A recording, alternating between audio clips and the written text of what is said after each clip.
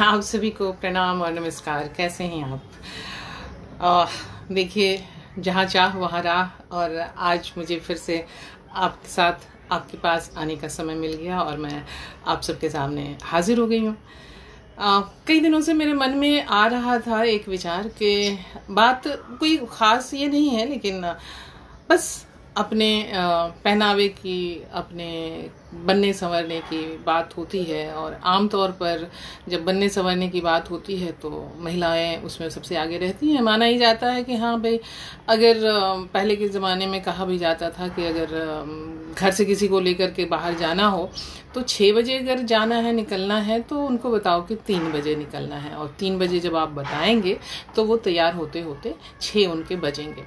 वो इसमें भूल जाते हैं कि उस 6 बजने में उन्हें अपने बच्चों को भी तैयार करना होता है, अपनी ननदों और सासों को और देवरानियों जिठानियों को भी तैयार करना होता है, खुद भी तैयार होना होता है, घर की सारी गृहस्थी के भी हालचाल लेने होते हैं, खाना भी बनाना होता है। अगर कोई घर का एक मेंबर ना गया तो उसके लिए भी खाना बना कर रखना होता है। और इन तमाम चीज़ों के साथ उसको अपनी तैयारी करनी होती है। अपना जो भी बनना संवरना हो उसके हिसाब से उनको बनना संवरना होता है और बन संवर करके वो निकलती है। ये तो ये स्थिति। लेकिन कहा यह जाता है कि महिलाओं को बनने संवरने में बहुत टाइम लगता है। और मुझे भी लगता है कि थोड़ा समय तो लगता है कि भाई हम केवल एक शर्ट पैंट पहन के तो आते नहीं हैं। हम जो भी पहनेंगे, चाहे हम शलवार कमीज पहने या हम साड़ी पहने, भाई थोड़ा सा बनाव श्रृंगार तो हमें करना होता है। और जैसे मैं आपके पास आई हूँ तो मुझे बिंदी लगाने में, लिपस्टिक लगाने में थोड़ा वक्त तो लगा है। लेकिन इन सब के अलावे जब हम बात करते हैं पहनावे पे, तो पहनावों की बहुत सारी बातें ऐसी जोड़ दी गई हैं महिलाओं के साथ। और उनकी खूबसूरती का पैमाना तो छोड़ दीजिए, रीति रिवाज और परंपरा और संस्कृति और तहजीब और पता नहीं क्या क्या के साथ जोड़ दिया गया है। जैसे और कुछ नहीं लीजिए, जब सिर्फ साड़ी की बात लेते हैं, नो डाउट कि साड़ी बहुत अच्छा पहनावा है। और 5.5 मीटर 6 मीटर की जो बातें हैं और मल्टीपर्पज़ इस्तेमाल है इसका। और आप इसे साड़ी के रूप में तो पहने ही, आप इसे धोती भी पहन सकते हैं, आप इसका लुंगी भी बना सकते हैं। आपको कुछ और ना मिले तो आप इसे ओढ़ करके आप चादर का भी काम कर ले सकते हैं। कुछ ना मिले तो आप उसे बिछा दीजिए और उस पर सो जाइए, तो वो भी एक बिछाने वाली चादर के रूप में भी काम आ जाएगी। पुरानी पड़ जाए तो उसके और भी कई मल्टीपर्पज़ उसके काम हैं, उसकी उपयोगिता है। आप उसका पर्दा बना लीजिए, चादर टेबल क्लॉथ बना लीजिए, रजाई कंबल के कवर बना लीजिए। और भी पुरानी पड़ जाए तो उसे मोड़ के उमेट करके उसमें कुछ और ट्विस्टिंग करके आप फुट क्लीनर बना सकते हैं। बहुत ज़्यादा झिल्ली हो गई हो साड़ी तो उसको आप सिल करके उसके बच्चों का फलिया बना लीजिए। मतलब कि 5.5 मीटर 6 मीटर का यह कपड़ा जो है अद्भुत कपड़ा है। आप उससे किसी भी तरह का और किसी भी, मैं तो ये कहती हूँ कि ये यूनिसेक्स है। इसे लोगों ने केवल महिलाओं के लिए महदूद कर दिया है। मैं मान के चलती हूँ कि ये यूनिसेक्स है, कोई भी इसको पहन सकता है। पहन सकती तो है ही। लेकिन अब ये कर दिया गया है कि साड़ी भारतीय पहनावा है। तो भैया, भारत में क्या पंजाब नहीं है, क्या हरियाणा नहीं है, क्या पूरा एनी स्टेट नहीं है? और वहां तो साड़ी उनका भारतीय पहनावा नहीं है, वहां तो वो साड़ी नहीं पहनती हैं। तो क्या वहां के कपड़े अगर हमने पहने तो क्या हम भारतीय नहीं रहेंगे? सोचने वाली बात है। दूसरी, साड़ी का मतलब ये हो गया कि हम लोगों के समय में कि शादी हो गई तब तो आपको 24 घंटे साड़ी ही पहननी है। तब तो नाइटी वाइटी इन सब का कोई कॉन्सेप्ट भी नहीं था। तो महिलाएं शुरू से लेकर के सुबह से लेकर के रात तक, मतलब 24 घंटे वो साड़ी ही पहनती थी। मेरी माँ बताती थी कि वो 6 या 7 साल की उम्र से उन्होंने साड़ी पहननी शुरू कर दी थी। और तब वो बताती थी कि तब बचकानी साड़ी, मतलब बच्चों के साइज़ की साड़ियाँ और धोतियाँ मिलती थी। मेरी जब सबसे बड़ी बहन की शादी हुई थी, मेरे ख्याल से शायद वो 62 या 63 में, तो मेरे दोनों भाइयों को, उस समय वो लोग छोटे छोटे थे, तो उन्हें बचकानी धोती दी गई थी। तो हम लोग वो उन धोतियों की घर में साड़ी बना करके और उसे बड़े शौक से उसे पहनते थे। तो साड़ी के तो इतने ये कहा जाता है कि हाँ साड़ी शादीशुदा लड़कियों को साड़ी ही पहननी चाहिए। हमारे मोहल्ले में जिनकी भी शादी होती थी वो तुरंत जो है उसका ट्रांसफॉर्मेशन हो जाता था शलवार कमीज से उतर करके साड़ी। और जब वो मायके भी आती थी और कभी अपनी जो पुराने उसकी जो साड़ी शलवार कमीज होती तो पहनना शुरू करती थी, पहनना चाहती थी, तो मोहल्ले की जितनी आनियाँ भाभियाँ चाचियाँ ताइयाँ सब हैं, अरे बबनी अच्छा नहीं लगता है, क्या पहन लिया है, साड़ी पहनो साड़ी पहनो साड़ी पहनो। ठीक है जी, साड़ी पहनो साड़ी पहनो। मुझे भी साड़ी बहुत पसंद है। मैं तो बचपन में इतना साड़ी पहनती थी कि मुझे सारे लोग चिढ़ाते थे कि लगता है कि विभा को शादी की बड़ी जल्दी है। मेरी दोनों बहनें जब ससुराल से आती थीं तो उनकी पेटी उनके बक्से खंगालना और उसके बक्से की सारी साड़ियाँ निकाल करके पहनना वो मेरा शगल था और मुझे बहुत पसंद था। आज भी साड़ी मुझे बहुत पसंद है, लेकिन साड़ी को लेकर के जो टैबू है वो मुझे नहीं पसंद है। खास करके उन लोगों के साथ तो बिल्कुल नहीं पसंद है जब मैं उन घरों में देखती हूँ जहाँ की बेटियाँ जीन्स में स्लीवलेस टॉप में रहती हैं, घूमती हैं, जाती हैं, आती हैं, बाजार जाती हैं, मार्केट जाती हैं, अपने काम की जगह पे जाती हैं, जहाँ मर्जी वहाँ जाती हैं और इन कपड़ों में जाती हैं। लेकिन वहाँ की बहुओं से ये अपेक्षा की जाती है कि वे पूरे समय घूंघट में वो रहें। अब ये घूंघट की भी बड़ी अजीब सी व्याख्या होती है कि सास अगर घर में है तो घूंघट में रहें, ससुर आए तब तो ऐसा पर्दा कर ले कि सामने पड़े ही ना, और अगर पड़ भी गई तो बिल्कुल वो ऐसे करके पड़े। अब मुझे अपना समय याद आता है कि मेरी जब शादी हुई थी तो मैं जब गांव गई तो शादी कुछ ऐसे हुई थी कि पूरे गांव में बड़ा नाम था कि इंस्पेक्टर साहब की बहू जो आई है वो बहुत पढ़ी लिखी है। और पढ़े लिखे होने का पैमाना क्या था पता है? बहुत पढ़ी लिखी है, घड़ी पहनती है। तो पहले के ज़माने में घड़ी पहन लेने का मतलब भी बहुत ज़्यादा पढ़ा लिखा होना होता था। और मैं जब ससुराल पहुंची, गांव में थी ससुराल, तो सर पे वहाँ मुझे 24 घंटे जो है हॉस्टल में नाइटी पहनती थी और वहाँ अब मुझे 24 घंटे साड़ी पहनती थी मुझे उसके लिए कोई उज़र नहीं हुआ।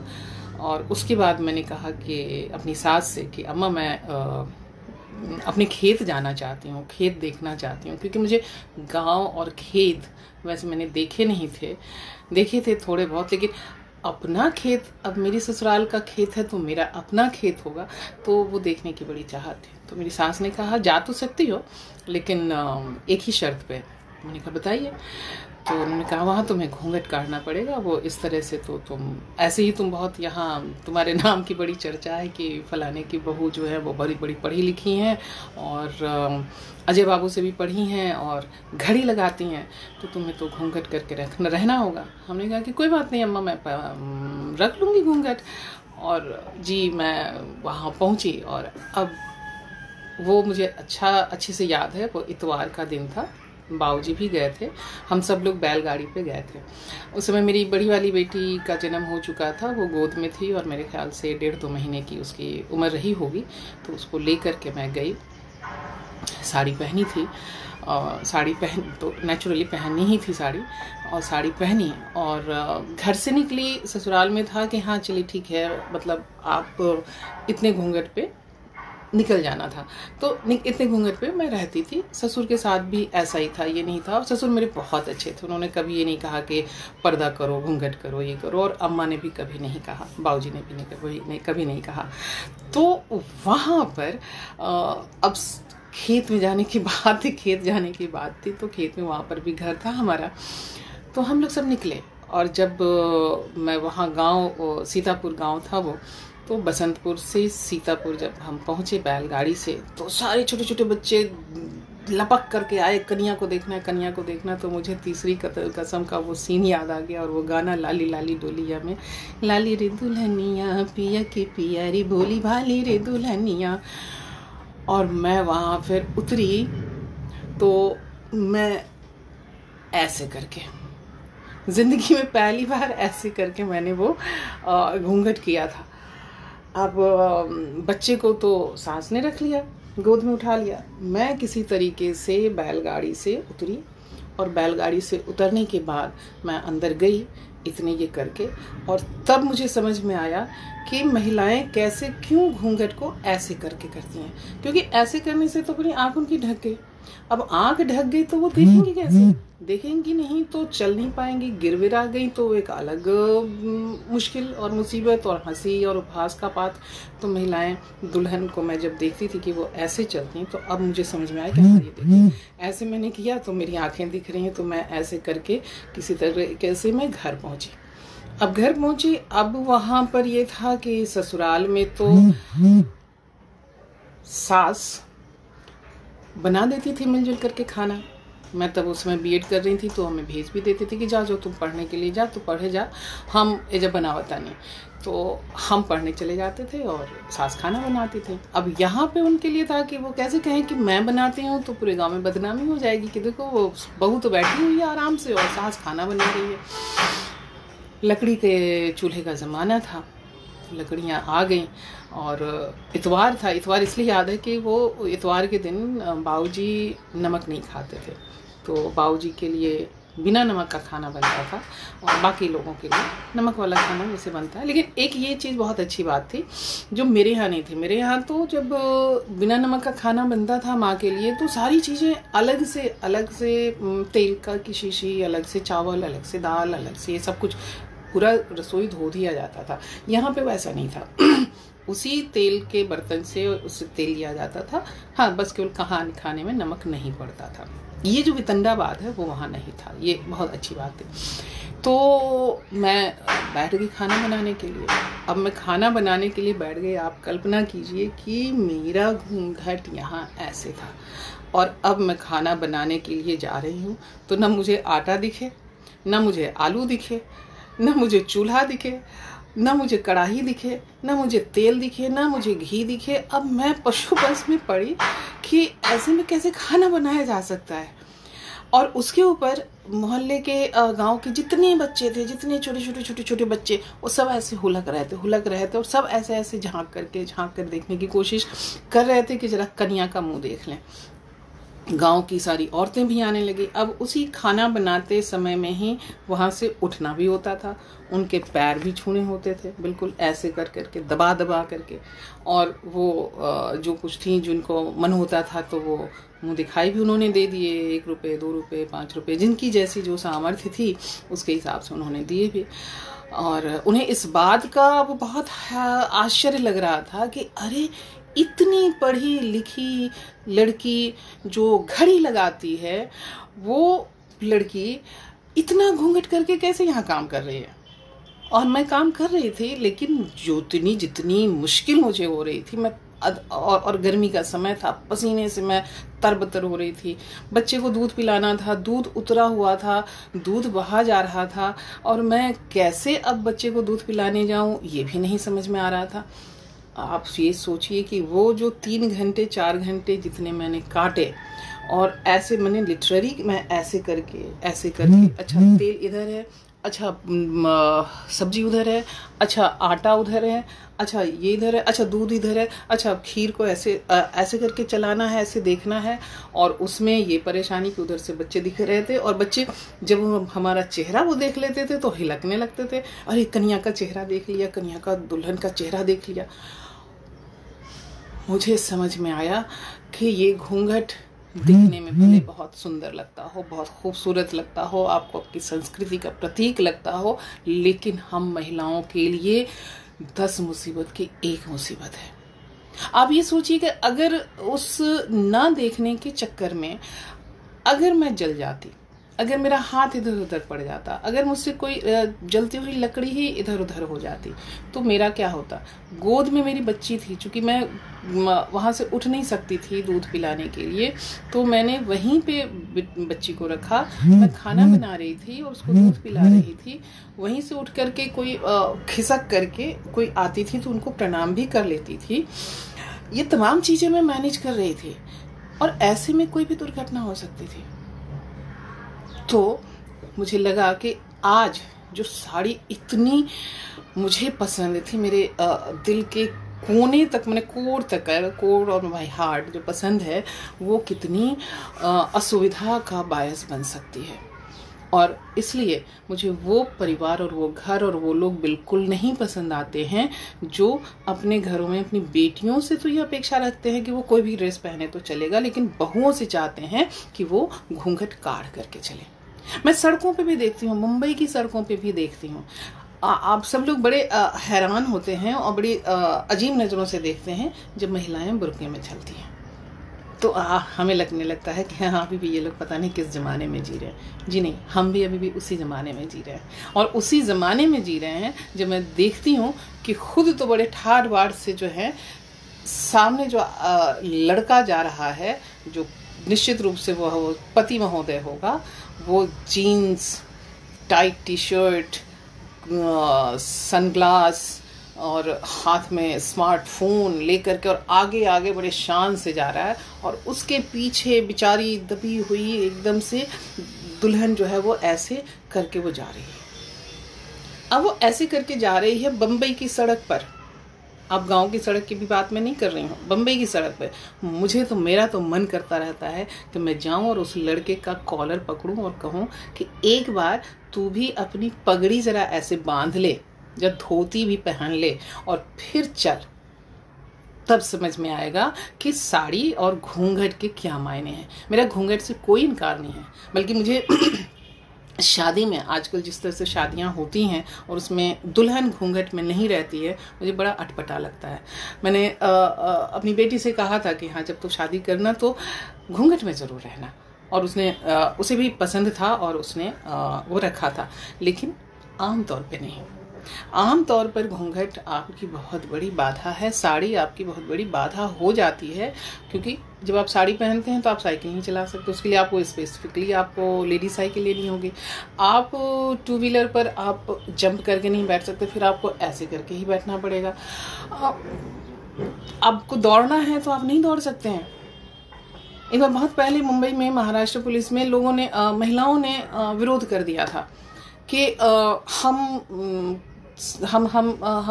वर्दी नहीं पहनेंगे क्योंकि हमारे घर में ससुर हैं, भैंसुर हैं, ये है वो है। अरे मेरी माता जी और मेरी बहनों, आप ड्यूटी करने आई हैं तो ड्यूटी का जो मानक है, मान लो कि आपको अगर कुछ किसी बदमाश को पकड़ना ही है तो आप साड़ी पहन करके साड़ी संभालते हुए आप उनको पकड़ने जाएंगी, या आप फ्री रहेंगी तभी उनको पकड़ पाएंगे। तो साड़ी अच्छा पहनावा तो है, खूबसूरत भी है, आपकी पर्सनैलिटी निकल के आती है, आपका ग्रेस निकल के आता है, और मैं इसे तो ऑल टाइम फेवरेट मानती हूँ। आपको कहीं कोई कन्फ्यूज़न हो किसी भी ओकेज़न में कि मैं क्या पहनूं, कुछ मत कीजिए, चुपचाप एक साड़ी निकालिए और पहन लीजिए, चाहे जिस भी स्टाइल से पहन लीजिए, आपकी सारी समस्याओं का समाधान हो जाएगा। आपको यही नहीं सोचना है कि अरे रात की पार्टी है या बड़ी सेलिब्रिटी की पार्टी है तो मैं क्या पहनूं। आप उस टाइप की एक साड़ी निकाल के पहन लीजिए। अरे वो बर्थडे पार्टी है, क्या पहनूं, आप उस टाइप की एक साड़ी पहन के निकाल के पहन लीजिए। अरे शादी है, क्या पहनूं, अरे उस टाइप की एक साड़ी निकाल के पहन लीजिए। साड़ी में कहीं से कोई कन्फ्यूज़न नहीं है कि मैं ये पहनूं या ना पहनूं। बाकी ड्रेस में कन्फ्यूज़न है, लेकिन जहाँ साड़ियाँ नहीं पहनी जाती हैं वहाँ ज़रूरी है कि हम साड़ियों की वकालत करें? बिल्कुल नहीं। मुझे अभी भी याद है कि कौन बनेगा करोड़पति में एक महिला कंटेस्टेंट थी और उनसे कहा गया और उनकी उनकी दो बातें मुझे बहुत अच्छी भी लगी, बहुत पीड़ादायक भी लगी। कि जब उन्होंने कहा कि मैं बहुत पढ़ने में तेज़ थी, इंटेलिजेंट थी, लेकिन मुझे पढ़ने के लिए कैम्ब्रिज नहीं भेजा गया, मुझसे कम इंटेलिजेंट मेरे भाई को कैम्ब्रिज भेज दिया गया। और दूसरी कि मैं जब भी वार्डरोब खोलती हूँ और साड़ी निकालती हूँ तो यही सोचती हूँ कि इस साड़ी को बनाया किसने है। और मुझे साड़ी बिल्कुल पसंद नहीं है, लेकिन मेरे घर के लोगों का दबाव है कि मैं साड़ी पहनूं और इसलिए मैं साड़ी पहनती हूँ। और दर्शक दीर्घा से बैठे हुए उनके पति महोदय बड़े शान से कहते हैं, हाँ मुझे तुम्हारे साड़ी पर दूसरे कपड़े पहनने से कोई आपत्ति नहीं है, लेकिन साड़ी में तुम बहुत ग्रेसफुल लगती हो, बहुत खूबसूरत लगती हो। अरे गोली मारो तुम्हारी ग्रेसफुलनेस और सुंदर लगने को। मुझे अपनी सुविधा देखनी है यार। मुझे अपनी सुविधा में, अगर मुझे शलवार कमीज ज़्यादा सुविधाजनक लगता है, अगर मुझे जीन्स ज़्यादा सुविधाजनक लगता है, स्कर्ट ज़्यादा सुविधाजनक लगता है, तो मैं वो क्यों ना पहनूं। और आप कौन होते हैं? तो आप भी पहनिए ना धोती, आप भी पहनिए ना लुंगी, आप भी बांधिए ना मुरेठा, और तब उसके बाद आप आइए और कहिए कि हाँ भाई ये कपड़ा तो बहुत कंफर्टेबल है। आप अपने लिए तो कंफर्ट तलाश लेते हैं और बाकियों के लिए साड़ी छोड़ देते हैं। तो ये सब चीज़ें हम महिलाओं को सोचना होगा, और ख़ास करके घरों में सोचना होगा, देखना होगा, क्योंकि हम अपने तय ही बदलाव ला सकते हैं, और जब हम बदलेंगे तो हमारे सामने हमारे साथ साथ के लोग बदलेंगे। साड़ी को लेकर के और भारतीय पहनावों को लेकर के हमारे मन में बड़े से, हमने तो अपने हिंदुस्तान को ऐसा महान बना दिया है कि दूसरे देश और दूसरे लोग तो उसकी तुलना में कुछ है ही नहीं। अगर कोई विदेशी महिला ने साड़ी पहन ली तो वाह क्या भारतीय संस्कृति है, और अगर हमने स्कर्ट पहन लिया तो है भारतीय संस्कृति का नाश हो गया। जबकि इंग्लैंड का राष्ट्रीय पहनावा है स्कर्ट, और डायना, राजकुमारी डायना को, प्रिंसेस डायना को इसलिए बहुत सुनना पड़ता था कि उन्हें स्कर्ट नहीं पसंद था, और वो जो ट्राउज़र या पैंट पहनती थी तो उन्हें बहुत इसके लिए, इसकी आलोचना उनकी होती थी घर में उनके। तो पहनावा तो पहनावा है, रिवाज, कपड़े तो कपड़े हैं। आप अपनी सुविधा से पहनिए और आप अपनी सुविधा से आगे बढ़िए। साड़ी को ऐसा टैबू मत बनाइए कि साड़ी आपको लगे कि हम साड़ी के बिना हमारा कोई अस्तित्व नहीं है। और साड़ी में जो इस तरह की रूढ़ियां हैं, उन रूढ़ियों को मेहरबानी करके आप छोड़िए और छुड़वाइए। मेरे ससुर ने किया था।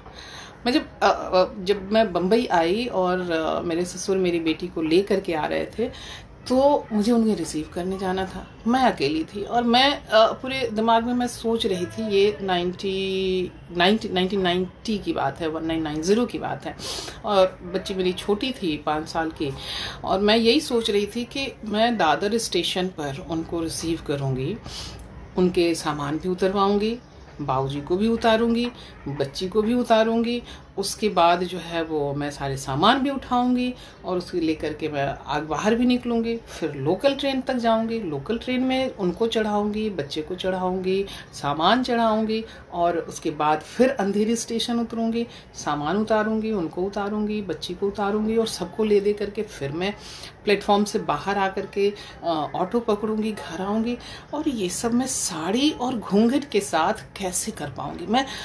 क्योंकि तब तक हम बाबूजी के सामने बाकी किसी कपड़ों में नहीं जाते थे, साड़ी में ही। अगर हमने नाइटी भी पहनी हुई है, शलवार कमीज भी पहनी है, तो फटाफट उसके ऊपर साड़ी लपेट करके, मैं, मेरी जिठानी फटाफट उस पर साड़ी लपेट के, घूंघट ऐसे ही सर पे पल्लू रख करके और उनको प्रणाम करके आते थे। फिर उसके बाद करीने से साड़ी वाड़ी पहन करके, और जब तक वो रहते थे तो हम साड़ियों में ही रहते थे। मैंने फिर वो निर्णय लिया कि ना, ऐसे में कहीं अगर खुदा न खास्ता कहीं कोई दुर्घटना हो जाए तो फिर मैं क्या करूँगी? मैं साड़ी संभालूं कि ससुर को संभालूं? तो मुझे लगा कि ससुर को संभालना ज़्यादा ज़रूरी है रादर दैन कि मैं साड़ी को संभालूं। तो मैंने उस दिन शलवार कमीज पहनी और फिर जाहिर है कि बहुत आसानी से मैं सारा सब कुछ मैनेज कर पाई।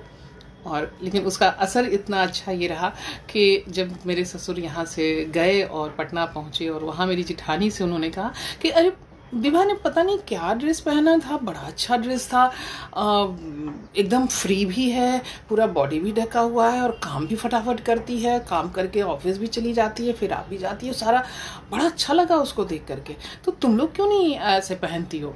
अब मेरे अंधे को क्या चाहिए, तो आके मेरी जिठानी तो इतनी खुश हो गई कि उस दिन से उन्होंने ससुर के सामने साड़ी पहनने को दी तिलांजलि और सलवार कमीज पहनने लगी। तो ये चीज़ जो है कि ये मानसिक सोच जो मेरे बाबूजी में थी, जो आज भी बहुत से लोगों में है।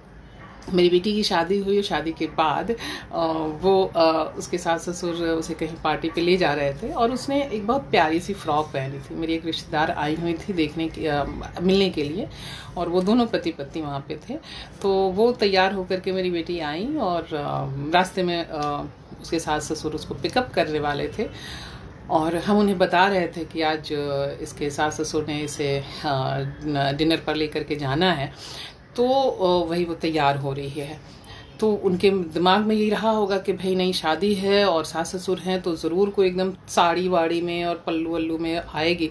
और जब वो आई फ्रॉक में तो ये दोनों के दोनों हमारे जो गेस्ट थे वो हकबका करके अवाक से उसको देखते रह गए कि वो मतलब वो जल ही नहीं कर पा रहे थे कि सास ससुर के सामने ये फ्रॉक पहन करके उनकी बहू कैसे जा सकती है।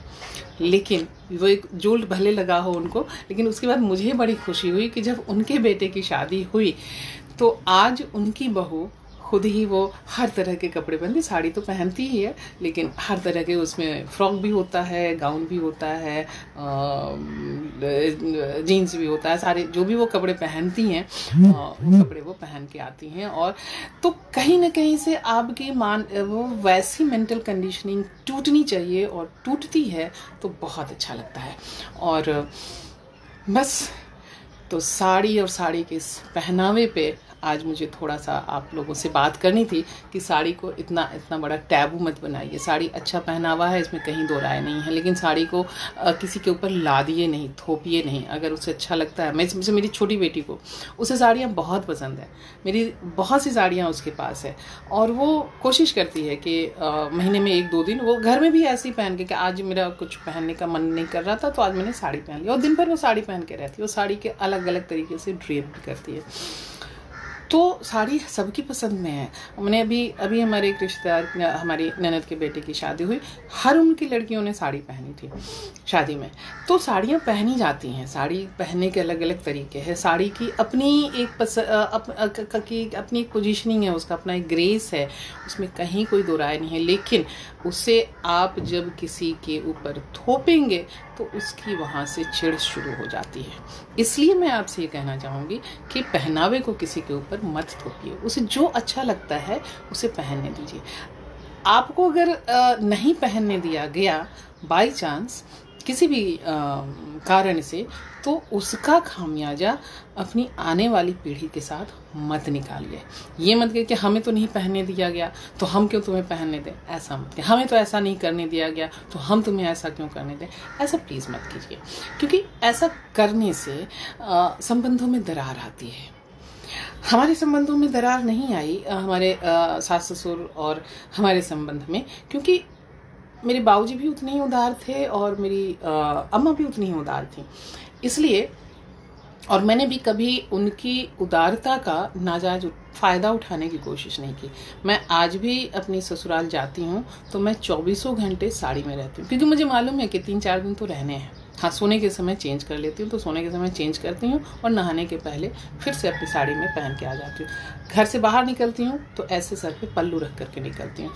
मुझे इसमें कोई दिक्कत नहीं है, कोई परेशानी नहीं है, क्योंकि मुझे मालूम है कि ये वहाँ का रिवाज है। उस रिवाज को पालने में कोई दिक्कत नहीं होनी चाहिए और मुझे कोई प्रॉब्लम भी नहीं है। लेकिन अगर कोई इसी को रूढ़ बना दे तो शायद मेरे लिए प्रॉब्लम हो जाएगी। अगर मैं अपने मन से, चूँकि मैं अपने मन से कर रही हूँ, मुझे खुशी होती है वैसा करने में, तो इसलिए दूसरे को भी अपने आप को खुश होने का मौका दीजिए। ये बहुत छोटी छोटी बातें हैं, इन छोटी छोटी बातों से बाहर निकलिए और ज़िंदगी को वैचारिक स्तर पर कहीं कुछ आगे बढ़ाने की कोशिश करें। हम ये देखें कि हम और अपने आप को कैसे समृद्ध कर सकते हैं विचारों से।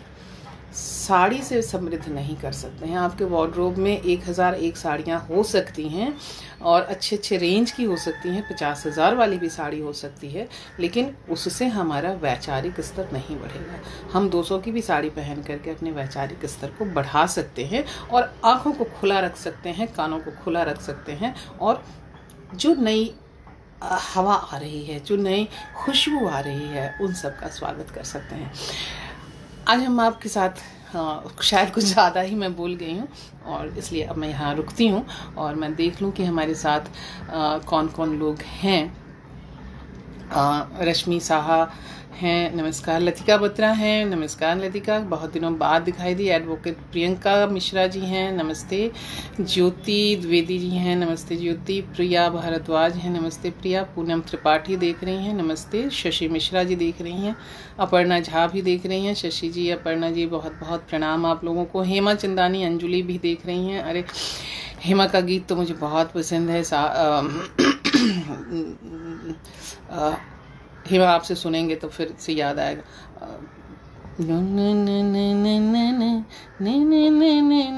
आधी रात को मुझे शब्द नहीं याद आ रहे लेकिन ट्यून कुछ वैसी है।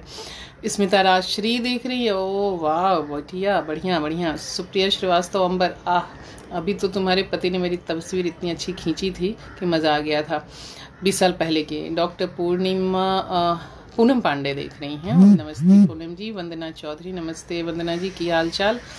हाँ लिख लो सही बात। नीलिमा शर्मा देख रही हैं, नमस्ते नीलिमा। श्रुति कुशवाहा देख रही हैं और शशि सिंह जी देख रही हैं, नमस्ते। शशि सिंह जी ने तो लिखा भी है जी, मुझे आज तक समझ नहीं आया ये मनोविज्ञान। मुझे सबसे ज़्यादा दुख तब हुआ जब मेरी माँ ने पापा के जाने के बाद हल्के रंगों की साड़ी पहननी शुरू कर दी, जबकि उन्हें चटक रंग पसंद है। ये भी एक अजीब सा इस एंगल पे तो हम गए ही नहीं कि पति अगर नहीं है, पति की मृत्यु हो गई, तो क्या कोई स्त्री ऐसी है क्या इस दुनिया में कि जो चाहेगी कि मेरा पति मर जाए? बहुत क्रूर शब्दों में बोल रही हूँ, नहीं ना। तो जब नहीं है तो क्यों उसके लिए नाम पर आप उस स्त्री को हल्के कपड़े पहनो, सादा कपड़े पहनो, सादा खाना पीना खाओ, ये नहीं करो, 10 तरह की बंदिशों में क्यों ला देती हैं? उसे वैसे ही रहने दें ना, जिस रूप में अगर उसके पति को आप चाहती हैं, मानती हैं, जानती हैं, तो उसका पति उसे जिस रूप में देखना चाहता था उस रूप में उसको देखने दें। ये सब समाज के, ये सब सोच है। मैं इन सोच से बहुत चिढ़ती हूँ और चाहती हूँ कि हमारी महिलाएं इन सब सारी सोचों से बाहर निकलें और आगे आए। जहाँ तक हस्तक्षेप हो सकता है वहाँ तक हस्तक्षेप करें। तो खैर विद्या छाबड़ा जी देख रही हैं, नमस्ते विद्या जी। कल्पना कुमारी देख रही हैं, शशि दम्भारे भी देख रही हैं।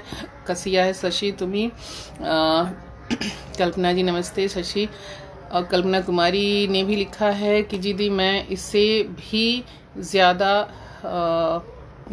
रखती हूँ, सर पे पल्लू, बहुत परेशानी होती है। अब देखिए, अब हम कहते हैं कि नहीं आजकल ऐसा कुछ नहीं होता है, तो जब जैसे ही कहते हैं कि आजकल ऐसा कुछ नहीं होता है, इसका ये मतलब है हम कहीं न कहीं अपने आप को धोखा दे रहे हैं। ये आज की लड़की है जो लिख रही है कि उसे इससे भी ज़्यादा रखती है और परेशानी होती है, तो ये आज के समय की घटना है।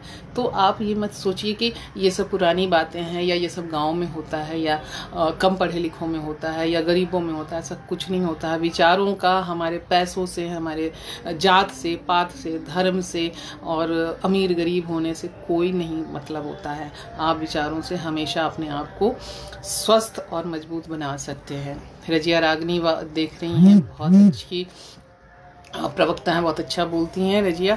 वंदना भी लिख रही हैं, मैं तो अभी भी ससुराल जाती हूँ तो ऐसे ही रहती हूँ। देखिए यही यहाँ पे मेरी दिक्कत है और मैं चाहती हूँ, बल्कि मैं वंदना को अब सजेस्ट करूँगी कि वंदना आप थोड़ा थोड़ा हटाइए।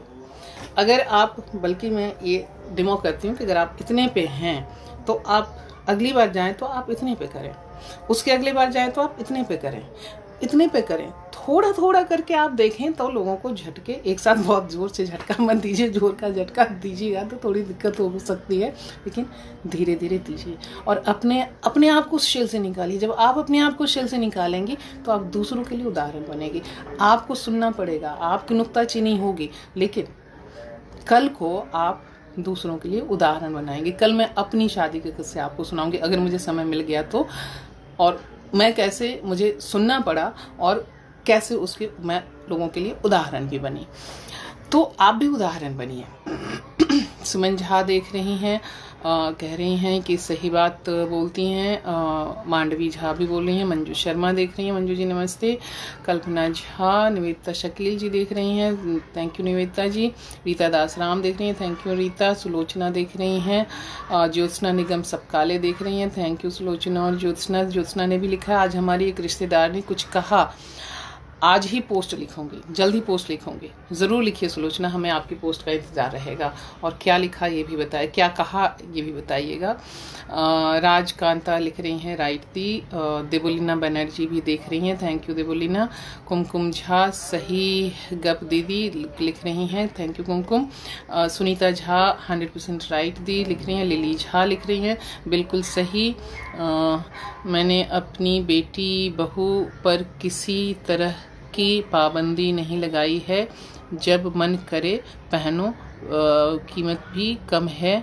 बहुत अच्छी बात है। अगर मैं इसी सोच और इसी विचार की हिमायती हूँ, और मैं आपको बहुत धन्यवाद देती हूँ, और बहुत अच्छा लग रहा है ये पढ़ करके कि आपने ऐसा लिखा है और आप ऐसा नहीं मानती हैं, और ऐसा आपने उनको छूट दी है, आज़ादी दी है। आरती झा देख रही हैं, थैंक यू। श्वेता रंजन देख रही हैं, थैंक यू श्वेता। शशि दम्बारे लिख रही हैं, बहुत अच्छी बात छेड़ी है। साड़ी के क्या है, मैं जरा चश्मा लगा लूँ। साड़ी के कंपल्शन के हालात से मैं भी गुजरी हूँ। किसी मोड़ पर मैंने अपने पहनावे के बारे में भी फैसले लिए, जैसे हर बात में लिए हैं। शशि दम्बारे तो बहुत अद्भुत व्यक्तित्व है, कभी मौका लगेगा तो मैं उनके बारे में आपको बताऊंगी। ये मेरी खुशकिस्मती दोस्त मानती हैं। शमीमन सहर देख रही हैं, थैंक यू शमीमन। दोलन राय देख रही हैं, थैंक यू। राजश्री शर्मा भी देख रही हैं। वंदना चौधरी ने फिर कुछ लिखा है, मेरे बाल तो सिर के ऊपरी हिस्से के बाल में तो ऐसा जट्टा हो जाता है कि 2 दिन लगते हैं सुलझाने में यहाँ आके। बिल्कुल सही कह रही हैं वंदना। मैं आपको इसके बारे में बताऊं कि मेरी जो सबसे बड़ी दीदी थी उषा दी, अब तो वो इस दुनिया में नहीं रही, लेकिन उनका बहुत संयुक्त परिवार था। जमींदार परिवार में ब्याही गई थी, और वहाँ संयुक्त परिवार जहाँ 70 से 90 लोग एक साथ रहते थे और खाना बनता था, और वो सबसे छोटी बहू बन के गई थी। यहाँ सबसे बड़ी संतान थी, वहाँ सबसे छोटी बहू। तो वो भी ऐसे ऐसे ऐसे ऐसे ऐसे घिसते घिसते उसके यहाँ के सारे बाल घिस गए थे। वो जब आती थी मायके माँ के यहाँ, हमारे यहाँ, तो कितनी भी चोटी तेल लगा के पानी लगा के सींट साट करके उनकी चोटी बना दी जाती थी, लेकिन थोड़ी देर बाद वो सारे बाल ऐसे ऐसे ऐसे इतने छोटे छोटे बाल यहाँ इस तरह से घिस जाते थे। मुझे नहीं समझ में आ रहा है कि आखिर ऐसी प्रथा का जिसमें आपका पूरा सत्यानाश हो जाए, आपकी बातें ये न रहे। मैं आपके उनके बहुओं को कैसे खाना पीना दिया जाता था, मैं इसके ऊपर भी बात करूंगी। और ये मत कहिए कि ये सब पुरानी बातें हैं, आज ऐसा नहीं होता है। कहीं बढ़ी हैं बातें, बदली हैं। मैं ये भी नहीं कह रही कि बदलाव नहीं आया है, लेकिन बदलाव आया है, लेकिन बहुत कम है। तो जहाँ बदलाव आया है वहाँ तो बहुत अच्छी बात है, जहाँ नहीं बदलाव आया है वहाँ आपकी ज़रूरत है कि कहीं ना कहीं किसी न किसी रूप से, डायरेक्ट इनडायरेक्ट रूप से आप इंटरफेयर करें और इन चीज़ों पर काम करें, और समाज में और स्त्री की सोच में बदलाव लाने की कोशिश करें। यही सही, और तब स्त्री विमर्श का असली और सही रूप निकल करके आएगा। राशि शर्मा देख कर रही हैं, बहुत सही बात है। एमुमल हैं, रश्मि हितनाथ झा हैं, देख रही हैं। ये भी कह रही हैं, सही बोल रही हैं भी। कल्पना झा देख रही हैं। तो आप सब यहाँ पर हैं, और बहुत आज हमने आपका समय ले लिया। अब कल अगर समय मिला तो हम फिर आपके पास आएंगे, और हम अपनी शादी की बात लेकर के आएंगे। आप लोगों को मन में हो रहा होगा कि अच्छा शादी बड़ा रोमांस भरा हुआ ब्याह होगा मेरा, और ये सब होगा, सुनाएंगे। और तब तक आप इन्हें देखें। आपको जहाँ भी अगर शेयर करने हो आप शेयर करें, इस पर अपनी बात लिखें, इस पर आपको अगर पोस्ट लिखना है पोस्ट लिखें, किसी को टैग करना हो टैग करें, क्योंकि हम चाहते हैं कि हम जो कह रहे हैं वो बात लोगों तक पहुँचे, घर घर पहुँचे, जन जन तक पहुँचे। और उसके लिए आपका हमारे साथ बने रहना ज़रूरी है। और उससे भी बड़ी ज़रूरत क्या है, आपका अपने आप का ख्याल रखना, क्योंकि आप हैं तो हम हैं। फिर से इस बीच रश्मि हितनाथ झा ने कुछ लिखा, कल्पना झा ने भी कुछ लिखा है। वस्त्र और शालीनता दोनों अलग चीज़ हैं, हमें इसका ध्यान रखना चाहिए, बिल्कुल रखना चाहिए। तो मेरे नेक के पीछे रैशेस हो जाते हैं, पूरी बॉडी लगती है सड़ गई। अब बताइए, ये इतनी तकलीफ उठा करके साड़ी और घूंघट पालने का क्या मतलब है। मेरी समझ में नहीं आता है। इसलिए रश्मि, मैं तो आपसे कि अगली बार आप जब जाएं तो अपने आप को थोड़ा थोड़ा बदलें। एक साथ ना भी बदल सकते तो थोड़ा थोड़ा बदलें, और थोड़ा थोड़ा बदलने का असर होगा।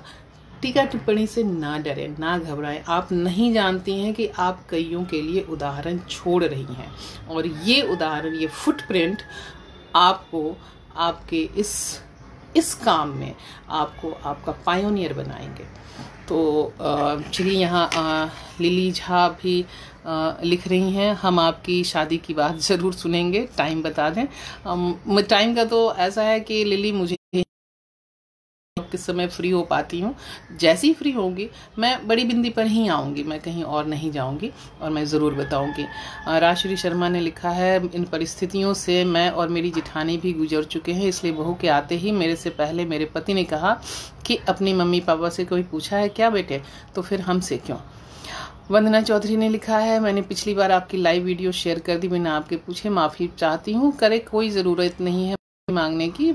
आपको लगता है कि मेरी बात 4 लोगों तक पहुंच सकती है और उनके जीवन में कुछ बदलाव आ सकता है, तो ये मेरे लिए खुशी की बात है। इसीलिए तो मैं आप सबसे एड्रेस कर रही हूँ, आप लोगों से बात कर रही हूँ। एम उमर लिखती हैं, बदलना खुद को है या दूसरों को कैसे समझाएं ज़रूरी है। बदलना खुद को है। आप जिसको कहते हैं कि आई डोंट केयर, तो कहीं एक पॉइंट पर आकर के आपको कहना पड़ेगा कि आई डोंट केयर। अगर आपको भूख लग रही है तो आप थोड़ा सा कुछ खा लीजिए। ये मत करिए कि अरे सभी ने नहीं खाया है तो मैं कैसे खा लूँगी। ठीक, अगर आपको मान बंदिश है कि जो घर का मेन खाना है आपको नहीं खाना है, तो आप कुछ और चीज़ खा लीजिए, लेकिन खा लीजिए। भूखे मत रहिए, और भूखे रह करके फिर आतिथ्य सत्कार मत कीजिए, क्योंकि वो तनाव आपके चेहरे पे आएगा और आप न चाहते हुए भी उतने प्रसन्न मन से सब कुछ करने के बाद भी स्वागत नहीं कर पाएंगे। तो ये ना करें। सबसे पहले खुद को बदलिए, क्योंकि मैं हमेशा इस बात के लिए, मैं मेरा जो कमला भसीन जी का लिखा हुआ गाना है शायद ये, और मैं आपको भी सुनाती हूँ, और ये 2 ही लाइन सुनाऊंगी, आप हमारे साथ गाइए। और इस गीत को क्या उसको कहते हैं कि कंठी माला की तरह बना करके, बीज मंत्र की तरह बना करके अपने गले में और अपने हृदय में आप डाल लीजिए। या की कसम, मौजों की कसम, दरिया की कसम, मौजों की कसम, ये ताना बाना बदलेगा। दरिया की कसम, मौजों की कसम, ये ताना बाना बदलेगा। तू खुद को बदल, तू खुद को बदल, तब ही तो ज़माना बदलेगा। तू खुद को बदल, तू खुद को बदल, तब ही तो ज़माना बदलेगा। आवाज उठा कदमों को मिला, आवाज उठा कदमों को मिला, रफ्तार जरा कुछ और बढ़ा, रफ्तार जरा कुछ और बढ़ा। पूरब से उठो, पश्चिम से उठो, उत्तर से उठो, दक्षिण से उठो, तब ही तो ज़माना बदलेगा, तब ही तो ज़माना बदलेगा। दरिया की कसम, मौजों की कसम, बाना बदलेगा। तू खुद को बदल, तू खुद को बदल, तब ही तो ज़माना बदलेगा। इसलिए खुद को बदलिए। जब आप खुद को बदलेंगे तो आपको बदलता देख करके अगला भी बदलेगा। कुछ तो बदलेगा ही, और उनको बदलता देखकर उसका अगला बदलेगा। ये चेन बदलाव का आएगा। आप ये मत सोचिए हम कोई प्रीचर, उपदेशक नहीं है, आप कोई उपदेशक नहीं है कि आपके कहने से अगला कोई बदल जाएगा ना। उनके कहने तो वो कहेंगे भाई आप बदल जाइए, तो हम क्यों ये कहें कि मेरे बदलने में आप बदल जाइए। बदलें, और बदलाव हमको खुद लेकर के आना है, और खुद जब हम बदलाव लेकर के आएंगे तभी नए ज़माने की महक, नए ज़माने की नए धान की खुशबू हमको और आपको मिलेगी। मिलते हैं। फिर इसके बाद देखिए, अगर कल मिल गया समय तो हम आपके पास आएंगे, अदरवाइज हम आपके पास आएंगे।